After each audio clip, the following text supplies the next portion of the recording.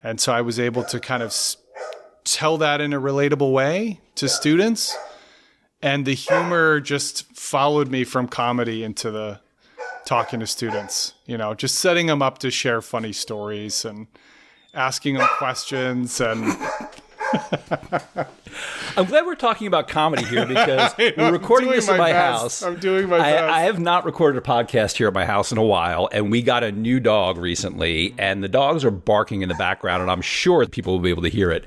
I think Lauren and I were optimistic about how we could get the dogs to be quiet for this. I'm going to close the door so that one of the dogs at least is quieter, a little more muffled. Yeah, no, I mean, I've faced down hecklers that have been contributing in a much less positive way than your dogs are. This is Task Time Energy, the purpose-filled productivity podcast. I'm your host, Scott Miller. Welcome to the show.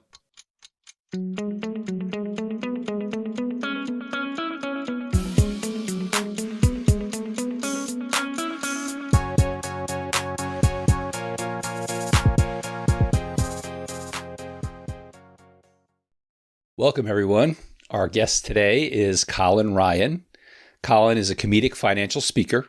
He uses humor, storytelling, and motivation to bring the dry subject of personal finance to life. He has spoken to over 500,000 students and adults across North America and was named one of the top 10 financial presenters in the U.S. Colin is the author of a book titled A Comedic Guide to Money, an introductory book on personal finance which helps readers understand their emotions and behaviors around money. Colin is also an executive speaking coach. He founded the Speak Next Week program, which helps leaders and experts make their next talk 30% better in 1 hour. Colin does stand-up comedy and storytelling regularly at open mics and in shows. His stories have been featured on NPR, PBS, the Moth Radio Hour, World Channel, and in Reader's Digest. His work also involves writing and telling true stories about mental health. He has a one-man show on mental health called Unreliable Narrator, and his goal is to speak even more on this subject in a humorous way. And it's a good thing that he's a dog lover. If you're a regular listener, you might know that my wife and I have a dog named Bug. And about a week before Colin and I recorded this episode, my wife and I adopted another dog named Maple. Bug and Maple were not exactly quiet while we were recording this episode, but Colin was a great sport about it, and he was very patient because that's the kind of person he is. And hopefully we were able to keep the barks to a minimum in the final recording here. Colin, how long have you been a comedic financial speaker? So long, Scott. I'm like Danny Glover in Lethal Weapon at this point. I've just been serving a career. I've been traveling all over. I've been talking to so many people, and it's such an unusual gift to be able to have this conversation with people where sometimes it's the first time they've ever talked about money, maybe ever. Right? And so I get to see that light bulb kind of go on like all the time. And obviously I've been doing it a long time, but it's such a taboo subject that I sometimes think just sort of on paper, my job is so strange in a cool way. Like I go around and I talk to strangers about the research shows one of the most taboo subjects, like more than politics, more than religion, more than ex relationships. On a date, people would prefer not to talk about money. Like that's the one. I have never heard that before. Yeah. That totally makes sense. That is 100% believable. Mm-hmm. Just to give people a little bit of an idea of what it's like to listen to you talk about money. Mm-hmm. And kind of, I don't want to say kill two birds with one stone because I like birds and, why would you kill birds? So maybe like... Powerful question. Feed two birds with one worm, or water two plants with one worm. Okay, I lost hose. track. Yeah. No, and so water two plants with one hose. Yes, that's my new. That's the only way to water two plants. I guess because you wouldn't have separate hoses for each plant, would you? Each plant gets their own hose. No, but where I'm going with all this is, so recently, a gentleman named Mark Diet invited me to be on his podcast, Casual Nonsense. Mm-hmm. So I went and met him and we recorded an episode, and there were not dogs barking in the background like this. But at the end of the podcast, he said, "Hey, I was looking on your LinkedIn profile and you know Colin Ryan?" And I went, "Yeah." And he said, "Oh, well, he was just here recently and we recorded an episode and he's a guest on my podcast." So when you're done listening to this, if you don't get tired of the dogs and prematurely, but once you listen to this whole podcast episode, I would definitely recommend you check out. And what is the name of that episode? I think he called it A Comedic Guide to Money. A Comedic Guide to Money. The name of my book. Yeah, Mark is lovely. He's in Raleigh. So I feel like we have a triangle podcasting collab going here. So it's very cool that we ran across the same awesome podcaster. Yeah, Casual Nonsense is great. It is great. Yeah, I've listened to a few episodes. He's really good. But the one thing about that episode that stood out, a couple things stood out. One is you said something like, people think that talking about money is boring unless it's their money. Yeah. And the other thing you brought up that I think was really interesting is just the way you talk about money and how even for those of us who might want to learn about banking, learn about investing, to be more responsible with our finances, there are all these barriers to doing that, right? Because of all these terms that they use. It's almost like they intentionally try to make it difficult. No. What? That's a crazy statement. I definitely feel that way. The expression money is never boring when it's yours couldn't be a truer statement of my own experience, because I got the job teaching finance with a weird little secret that I didn't mention, which is I find money to be very boring and confusing and depressing and all of it. And that's the place I've always come from, even to this day, is I listen to when it becomes boring to me, and I trust that's probably true for other people. And so I try to work in the opposite direction. And I think the terms do confuse and intimidate people. And I think that's a real shame, because once you can learn the lingo of this stuff, you put it into terms that work for you. And you recognize when the term game is being played. You know, there's a lot of investment vehicles that I'm like, there's no reason that it needed to be named that. I mean, that's almost designed to make people feel dumb, right? And then so to me, it's inviting people to the table and showing up as authentically as we can. And I think that definitely came out in that episode. It was one of the things that impressed me is, and I think I told you this before, it sounds like you're listening to somebody who's just really interested in what they're talking about, right? As opposed to somebody who's just talking about something that's, not so interesting. And you could tell with the conversation between you and Mark that Mark was also getting into it too, right? Yeah. Like he was really interested in hearing what you were saying. So I think that just speaks a lot to how you approach the work that you do, is the fact that like you weren't performing, you weren't doing some type of routine or speech there. Like this wasn't you doing your financial comedy. You're just talking to Mark about it, right? And it still came across as a really interesting and informative conversation. Well, and credit to him, he was a great interviewer. But it's true. It's like you're looking for some small way that it matters to this person. And I think in that case, it was electricity bill. And so there's a level in which you could go, oh, well, that's petty or that's cheap or whatever. You could assign a judgment to it, or you could go in with non-judgment and be like, aha, tell me more about that, because that represents larger questions and larger stresses and goals, right? And so I think that's kind of it for me, is like, it sounds a little cute, but I feel like when I give a talk, it's like we're talking about money, but we're also not talking about money. We're talking about being a human being and doing things that are irrational, and they are. And so this is like a thing I find very funny. Economic models, as they're created by economists, which is its own funny category of people, are based on rational actors. If we do this, this will happen. I defy you to introduce me to one human being who's a rational actor. And so to me, it's like, come on, like that is hilarious. It's like, yeah, you can tell me to budget. You can tell me it'll help me. And I'm still going to go out and like blow a bunch of money on candy and treats and then be like, why did I do that? It's because I cursed with a human brain. Right. Right. And we're all there. Entertained by a human brain. Yeah, of course. Yeah. I hope you enjoyed it. It sounds fun to me.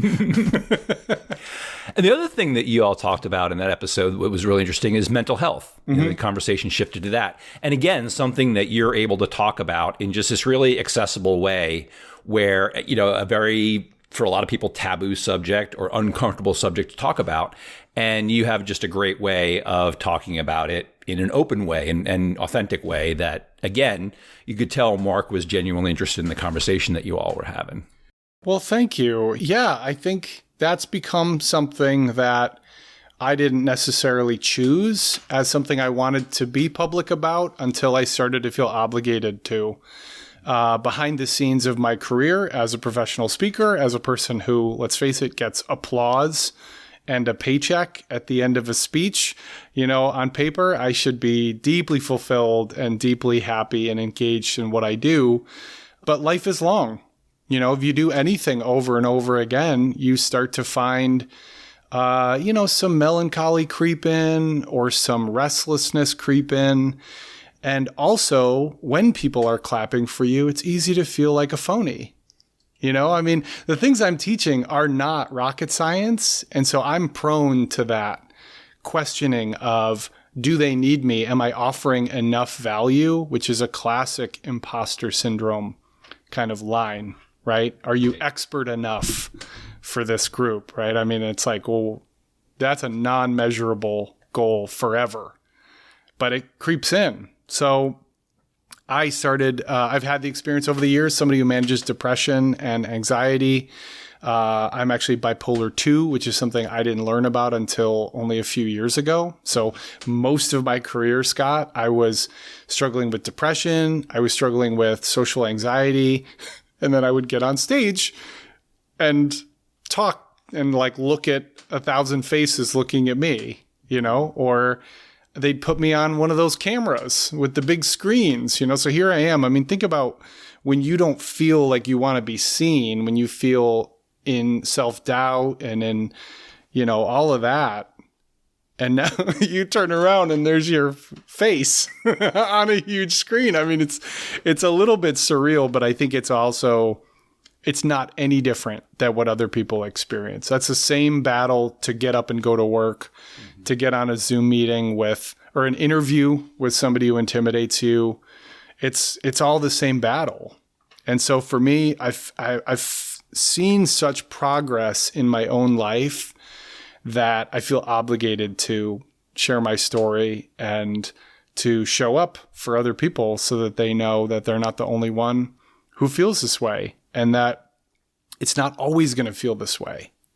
Right? That's a big part of it, isn't it? I see you nodding. That's a big part. It's like when you're down, you go, I'm down and I'm always going to be down. Right. It's hard.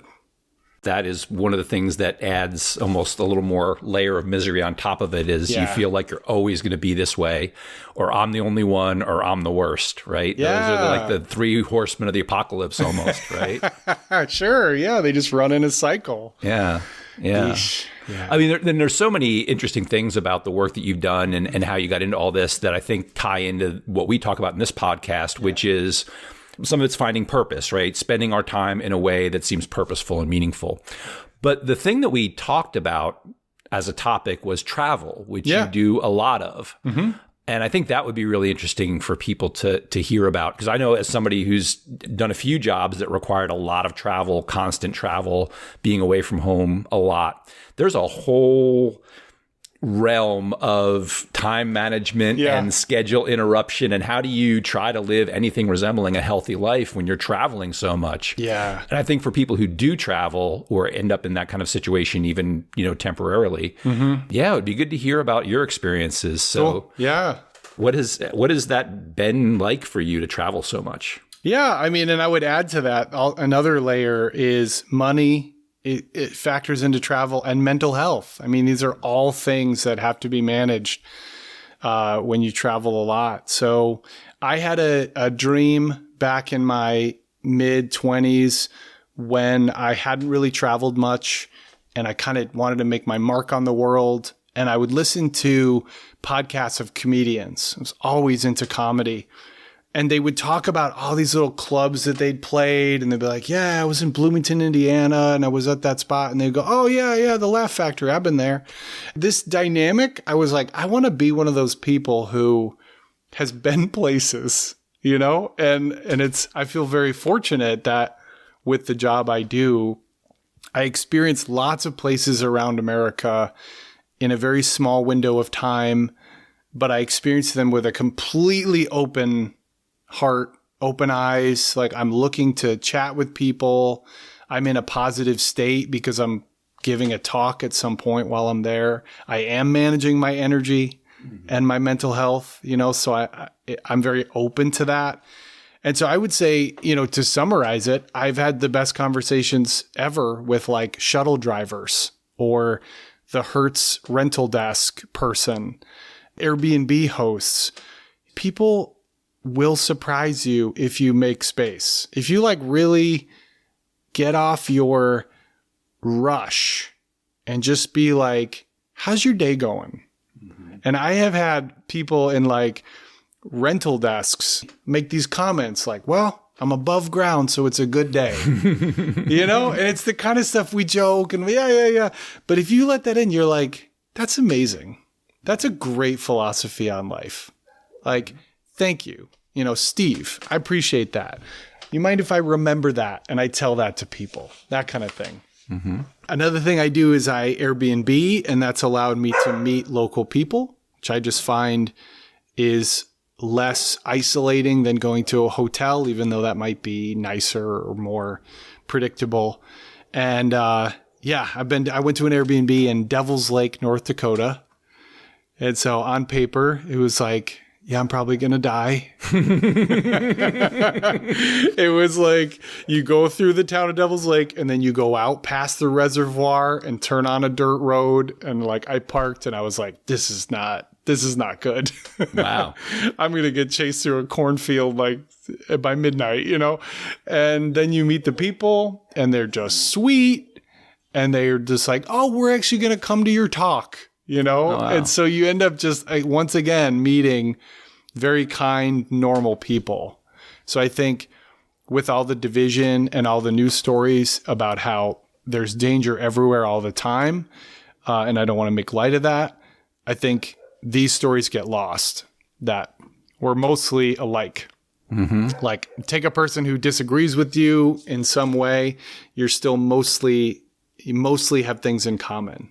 Mm-hmm. And so I think that's been really a treat for me as I travel. Like, for me, it's about people, and then the place comes after that. Like, the people are what I remember. Thanks for asking me about that. It's a special part of what I get to do. As I asked that question about traveling, the first thing that you talked about, and really the main theme, was people. We started talking about maintaining a healthy lifestyle. Like, how do you stay healthy? How do you maintain your mental health? How do you maintain anything resembling a schedule you're comfortable with as you travel so much? First thing you talk about is people. It actually made me think of working from home, because I've been working from home for a long time. Mm-hmm. You know, I used to say I was teaching on Zoom before it was cool. And nice. Yeah. And so as kind of like a little bit of a gallows humor, you know, the whole, when things changed so much in 2019 and 2020 with the pandemic, I kind of joked and said my daily routine didn't change very much.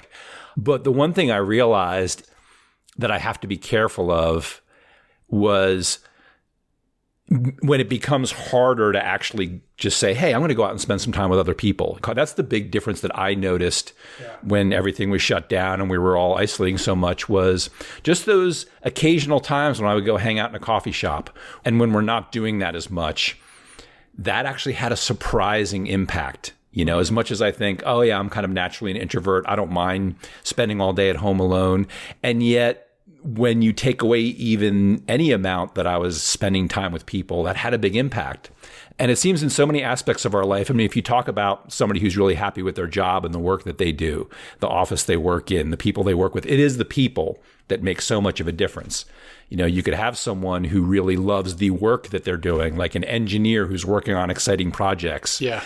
And yet if they don't like their boss very much, if they don't like their coworkers very much, that's not a very satisfying job. Totally. Yeah. Yeah. No, I think, nope. What? I didn't have anything. I wanted to jump in, but you said that so well.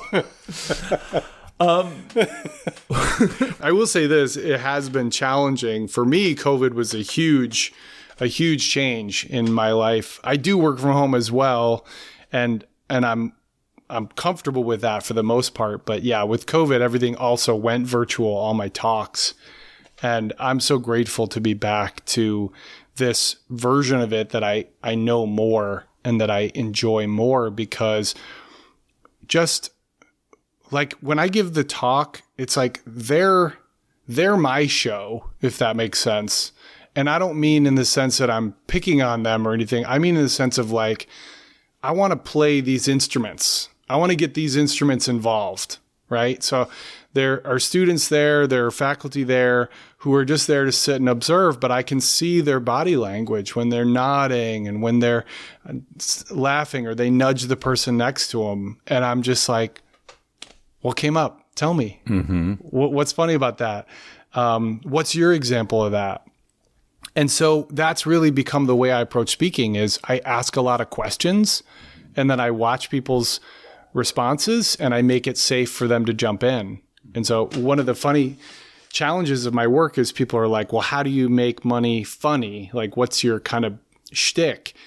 And it's a depressing answer. There's no shtick. There really aren't bits. Like, I got some funny stories, but most of it is getting students to tell party stories and how that's how they learned, like, to hang out with a different crowd because they were spending all their money. So that's like the full thing. It's funny. Like, we go into like, well, what happened? What did you spend money on? Like, there's no judgment, but then it gets to, and what did you learn? And so I feel like in a lot of ways, the audience is teaching each other. I'm just kind of like facilitating it.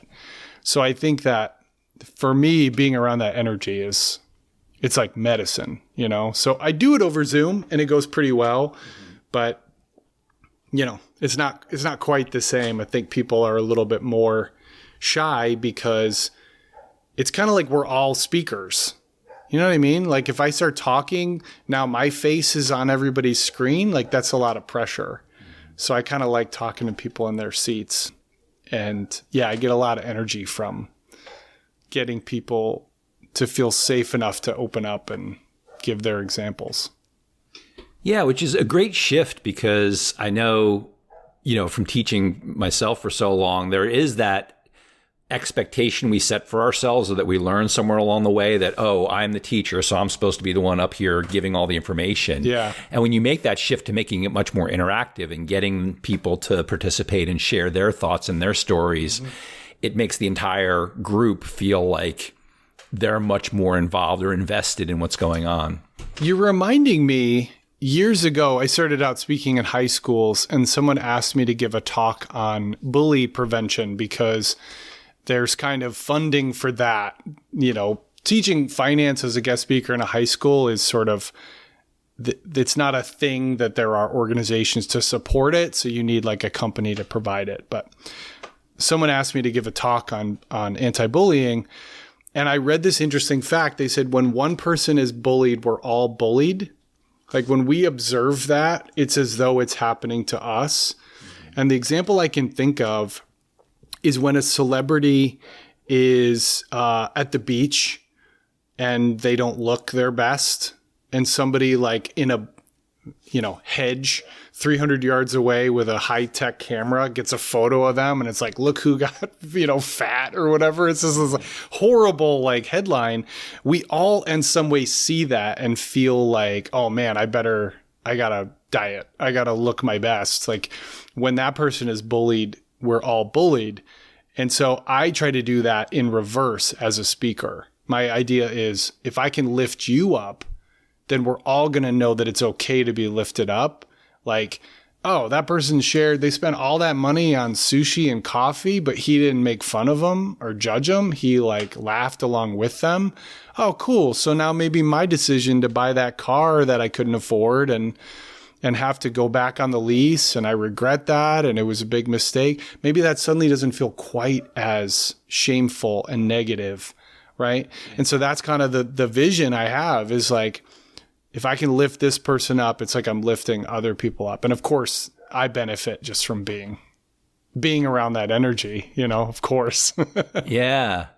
This is so fun because so recently a friend of mine, Dan Gonzalez, was a guest on the podcast. Yeah.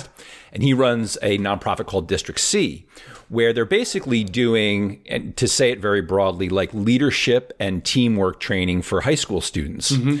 And I thought it would be interesting to have him come on and talk about being an entrepreneur, or maybe some of the challenges that he sees high school students having with managing their time, because that's also something I'm interested in helping people with. Nice. And what he ended up talking about, which ended up like connecting so well with what we talk about in this podcast, is the shift that these students make in his program from thinking, how do I manage my time and how do I think about my way of working, to how do we as a team manage our time and think about our way of working.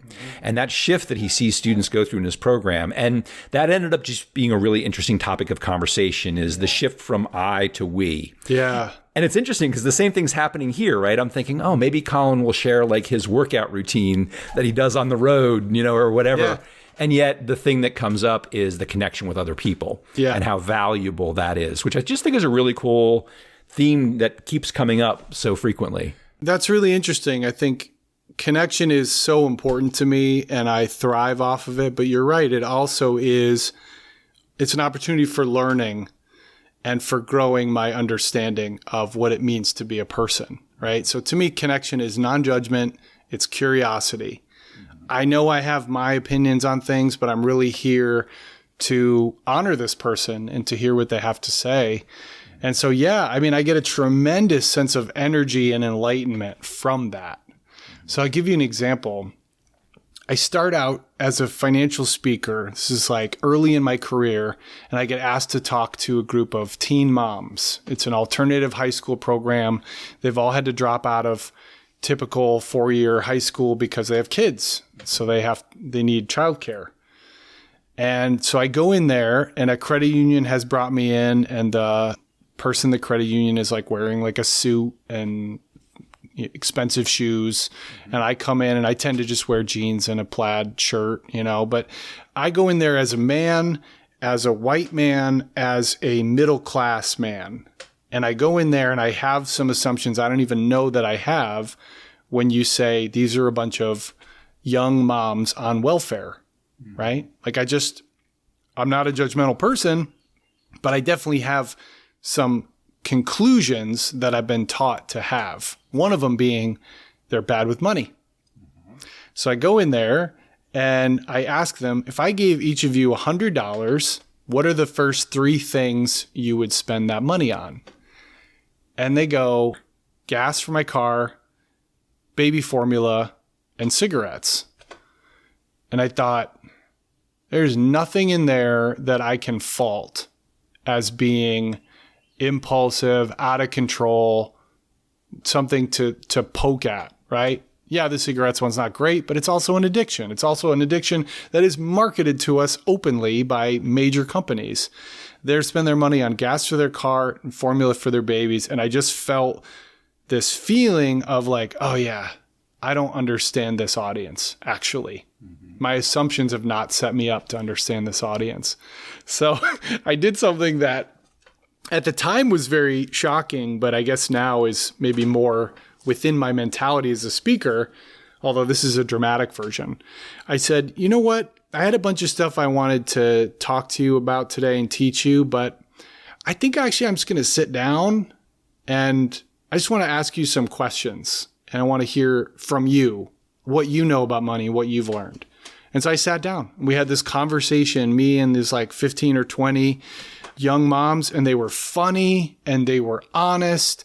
And there was a moment that really stood out to me. I said, what have you learned about managing money from the adults in your life? And they all laughed at the same time. Wow.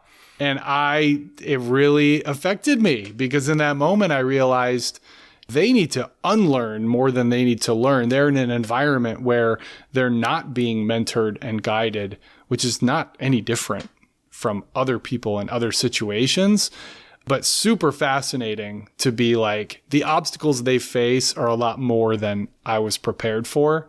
So this is all a long way of saying, I think for me, having that curiosity has made me a better instructor because I know when to shut up and I know to give respect and I know to look for the intelligence in people.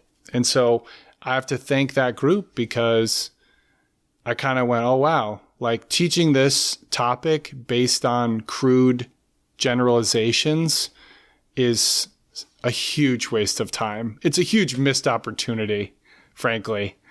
And maybe part of why I get mad at a lot of the news and a lot of the narratives that fly around, because it's like you're talking about millions of people when you make that joke or that statement. Right. How accurate could that possibly be? Right. You know, so. Okay. You want to know something really funny? Yeah. You just answered basically the question that I was going to ask you, but hadn't asked yet. I know I did. You didn't tell us that part of your repertoire is to be a mind reader, to be a psychic. No, is that yeah. part of your, yeah. What were you going to ask? Well, because you mentioned curiosity. Yeah. A little while ago. And that was the question that came up was, you're also an executive speaking coach. And I'm wondering, in your coaching work, how much of a role does curiosity play? Because I find that in my own coaching work, that's kind of, if I keep that in the back of my mind as like a driver or a foundation for what I do, like, let me be curious. That helps me ask questions that are going to help this person with whatever they're trying to understand better about their own situation by me asking questions from a place of curiosity. Absolutely. That tends to be just a great way to do it, from what I find. And that's just kind of right what you rolled into, is being able to use that genuine curiosity in the work that you're doing. Yeah, but it always takes work. And so as a coach, the people that I talk to are often leaders of organizations. And so one of the things I think that I help them with is I can be honest with them.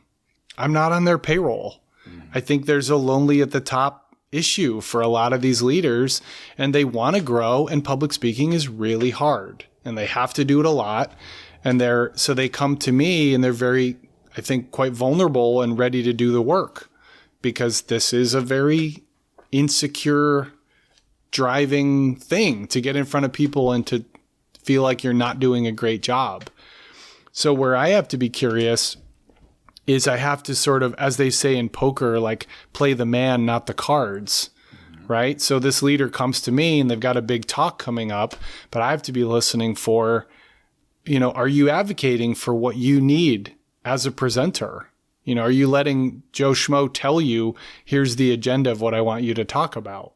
But you get to decide. And, you got all these slides and all these facts you want to share, but are you telling them who you are?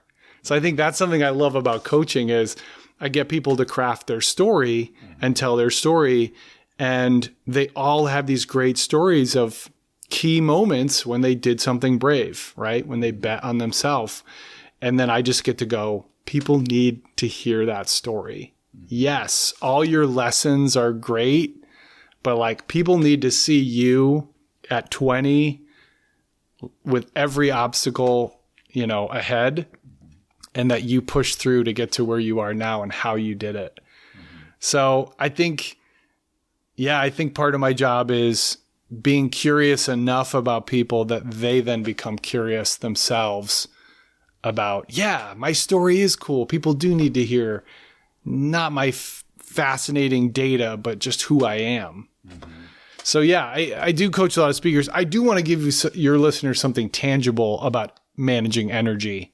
I want to weave that in because as a speaker, I do manage energy very carefully, and I have a process that I typically do. So when I travel to give a talk, or even if you're not traveling, I really try to allocate time on that day to sweat and then shower. Even if it's a 5-minute workout, just do something to get your body hot and then get your body cold. I stick with vegetables and water on those days and just really like cleaning up my diet a little bit. Oh, and I warm up my voice before I give a talk. You can hum, you can do, I had a coach teach me to, right before you give a presentation, this is so fun, go into the bathroom or go somewhere where you're not being seen and just run in place and like do box in front of you for like 20 seconds. Like not long enough that you start sweating out of breath, but enough that you dial that energy up. So when you go in, you're not like, it is your job to elevate the room. And I think if you go in your head, you're thinking about ideas, you're stressed, you're not going to do it. Separate yourself from any technological disasters that have happened. Like if that's been going on for half hour before you started, which it almost always is, take a couple minutes and just go breathe and just transition back into the teacher and the presenter. And the last thing I do is I play this little visualization game where I imagine somebody from my audience living their normal life before they go to my talk. So it's very like unformed and unspecific. You know, if it's a college student, I just imagine them like getting up, having breakfast, scrolling through their calendar of all the things they have today, going on Instagram. And then I just think about, okay, they're going to get in their car and they're going to come to this talk and they're just going to hear some random person talk. And there's a possibility that I'll say one thing that'll actually move them to make a change in their life. Like that's miraculous. Mm-hmm. But by putting the focus on them, do you notice how I told the story? Like I'm like the ancillary character in the story. Right. I think it makes this so much easier. Like public speaking is terrifying. And when you're the last thing you're thinking about, it's so much easier. Yeah, I've heard that before when people talk about public speaking is the more you can think about the people you're talking to and the less you think about yourself, the easier it becomes. Totally. Yeah. Totally. Because if you think about yourself, it's like, am I good enough? Am I smart enough? Are my slides amazing? Am I funny? All this stuff. It's all like evaluation. Mm-hmm. But if you go to your audience, like, what do they want? They just want you to say one thing that makes a ton of sense. Yeah. And you have a half an hour to do it. Like you should be able to, something you say is going to do that, you know? So it's like lowering the bar that way and like putting the focus on them. Yeah. I can see like what's emerging in the conversation is it has become a conversation about energy and how focusing on others helps us find the energy that we need to do whatever it is, like whether it's traveling all over the place or whether it's working from home. It's how can our connection with other people give us that energy? And I think that's something that we don't often talk about. I mean, so much when we're looking at improving ourselves or finding ways to do things differently, we do tend to focus on ourselves a lot. And I think that's often to our detriment. Whereas when we start to focus on our connection with others, things just get easier somehow, right? Honestly, I did not really put that together till this conversation. But I agree. I think people are like, they're like these batteries that we can power up just by being next to, you know? And I think that's something that gets overlooked, right? Is we're all so focused on all the things that we have to do. And it's easy to cast ourselves as the hero of the story, for sure. I mean, it's hard not to. Yeah. I actually got that advice from a speaking conference years ago. They said, you are not Luke Skywalker. You are Yoda. Mm-hmm. You know, you are not Rey.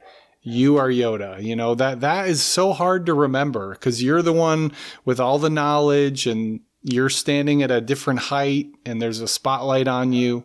Mm-hmm. Doesn't matter.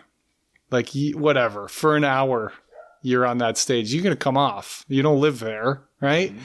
But those people, they're the hero of the story. So I think, I never put that together before, that it's like you power up from being around other people. I definitely do. Yeah. Yeah. Yeah, we have that tendency to make ourselves the hero of the story or the villain, right? Or the villain. And those are like two sides of the same coin. Oh, that's a really good point. Yeah. And again, when we get out of thinking about ourselves and think about our place in whatever group we're in on a team, or as the presenter, what's our place, not me up here on the stage, but my place in with this group of people. It just makes such a difference. It sounds like you've just naturally tapped into this as a source of energy, or just your way of doing things, or part of the reason why you enjoy what you're doing, what we're talking about here. I mean, I'm struck by what you're saying about the villain. I think that's also absolutely true. It's like our brains are really good at this very binary pass-fail evaluation system for ourselves.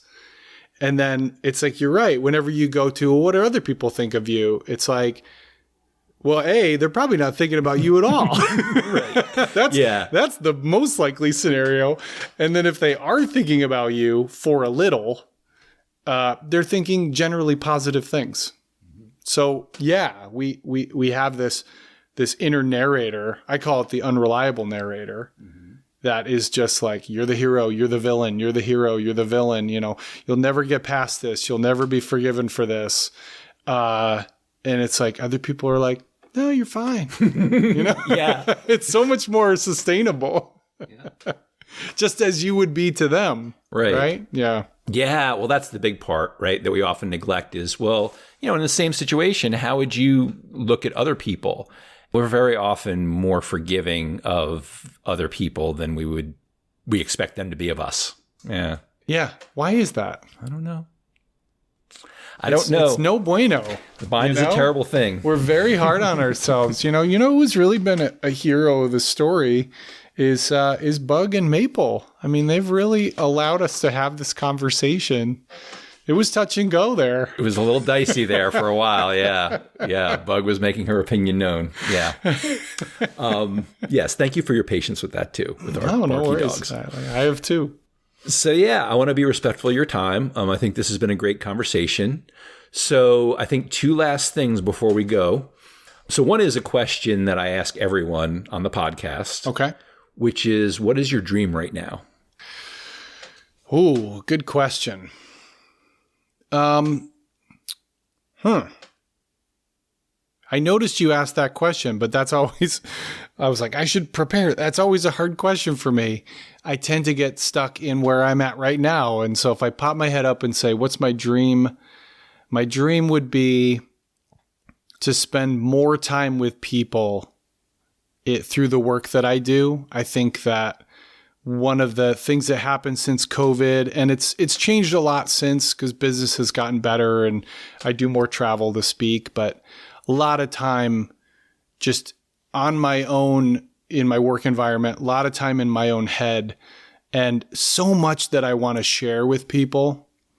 And so I think that a dream that I have is, and I'm terrified to even say this out loud, but is to write a book or create some vehicle to tell my mental health journey, because it's a book I haven't written yet. You know, I've written a book on finance that has helped so many people, but I know there's this whole other side to my experience that will also help people in a different way.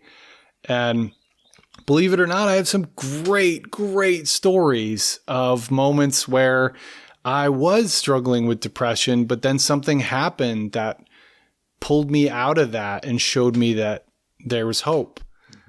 And funny stories too. I mean, just understanding that we all have our versions of kind of sitting around in your PJ pants and eating junk food, you know, like we all, you know, I used to think that was like my private shame. And then you verbalize it and you're like, I mean, you're laughing right now. Like we all have that, yes, you know, you've done that. So again, more in common than we are different. And so I think that would be a dream for me, would be to figure out a way to make that available to people more.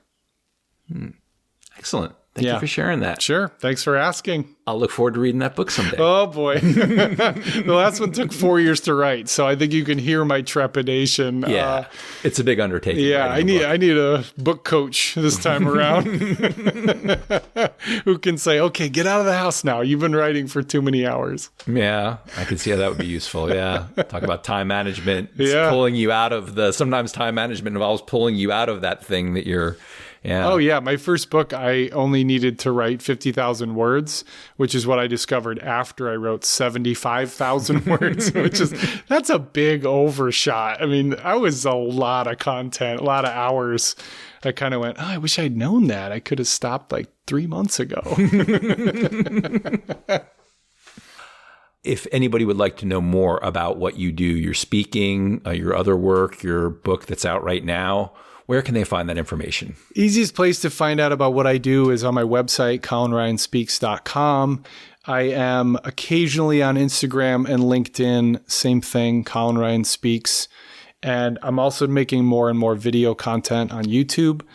And that's where I'm really looking to start producing and sharing true stories that I've told live. And I'm looking for animators and artists who I can collaborate with on those stories. And share a lot of advice there and a lot of funny things. So Colin Ryan Speaks, that's your phrase to find out more about what I do. Cool. That makes it easy. And I will include links in the show notes too for people who want to find that. Appreciate it. Yeah. Colin, thank you so much for coming today, for sharing this time with us. Thank you for putting up with my barky dogs here. And I think this will be a very interesting conversation for a lot of people. It's an honor to be listened to, Scott. And you've given me a gift today as well. So I hope your listeners find some value in this. And thank you for doing it and helping people share their stories. It's really awesome what you do. Again, you'll find links in the show notes to Colin's website and YouTube channel and social media. You can use those links to learn more about his book, A Comedic Guide to Money, and his work as a speaker and executive speaking coach. You'll also find a link to the Casual Nonsense podcast and the episode of that podcast featuring Colin, which I highly recommend. If you're interested in improving your time management abilities, check out my website, scottmillercoaching.com, and sign up for one of my free monthly online time management workshops. Remember to like or follow or subscribe to the podcast in your podcast player so you can keep up with new episodes when they're released. If you're wondering what my dogs Bug and Maple are doing, they're finally being quiet. Thanks for listening. Take care.